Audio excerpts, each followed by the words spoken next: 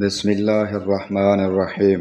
سفیان بن ابی ظہیر رضی اللہ عنہ نے بیان کیا کہ میں نے رسول اللہ صلی اللہ علیہ وآلہ وسلم سے سنا کہ آپ نے فرمایا کہ یمن فتح ہوگا تو کچھ لوگ اپنی سواریوں کو دوڑاتے ہوئے لائیں گے اور اپنے گھر والوں کو اور ان کو جو ان کی بات مان جائیں گے سوار کر کے مدینے سے واپس یمن کو لے جائیں گے۔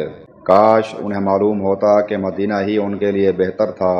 اور عراق فتح ہوگا تو کچھ لوگ اپنی سواریوں کو تیز دوڑاتے ہوئے لائیں گے اور اپنے گھر والوں کو اور جو ان کی بات مانیں گے اپنے ساتھ عراق واپس لے جائیں گے۔ کاش انہیں معلوم ہوتا کہ مدینہ ہی ان کے لیے بہتر تھا۔ صحیح بخاری حدیث نمبر 1875۔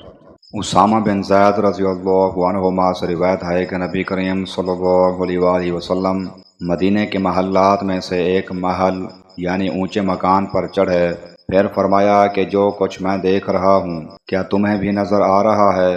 میں بوندوں کے گرنے کی جگہ کی طرح تمہارے گھروں میں فتنوں کے نازل ہونے کی جگہوں کو دیکھ رہا ہوں۔ صحیح بخاری حدیث نمبر 1878۔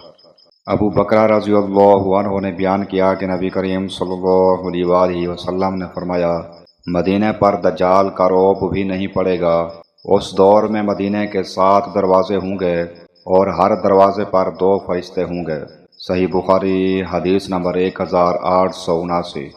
حضرت انس رضی اللہ عنہ سے روایت ہے کہ رسول کریم صلی اللہ علیہ وآلہ وسلم نے فرمایا کوئی ایسا شہر نہیں ملے گا جسے دجال پامال نہ کرے گا سوائے مکہ اور مدینہ کے۔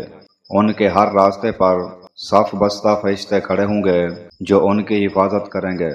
پھر مدینے کی زمین 3 مرتبہ کانپے گی جس سے ایک ایک کافر اور منافق کو اللہ تعالیٰ اس میں سے باہر کر دے گا۔ صحیح بخاری حدیث نمبر 1881۔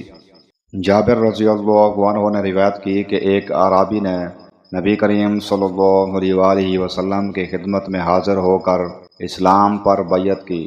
دوسرے دن آیا تو اسے بخار چڑھا ہوا تھا۔ کہنے لگا کہ میری بیعت کو توڑ دیجئے۔ 3 بار اس نے یہی کہا۔ آپ صلی اللہ علیہ وآلہ وسلم نے انکار کیا، پھر فرمایا کہ مدینہ کی مثال بھٹی کیسی ہے کہ میل کچیل کو دور کر کے خالص جوہر کو نکھار دیتی ہے۔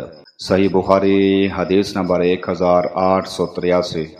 حضرت ابو ہریرہ رضی اللہ عنہ نے بیان کیا کہ رسول اللہ صلی اللہ علیہ وآلہ وسلم نے فرمایا قیامت کے قریب ایمان مدینے میں اس طرح سمٹ آئے گا جیسے سانپ سمٹ کر اپنے بل میں آ جایا کرتا ہے۔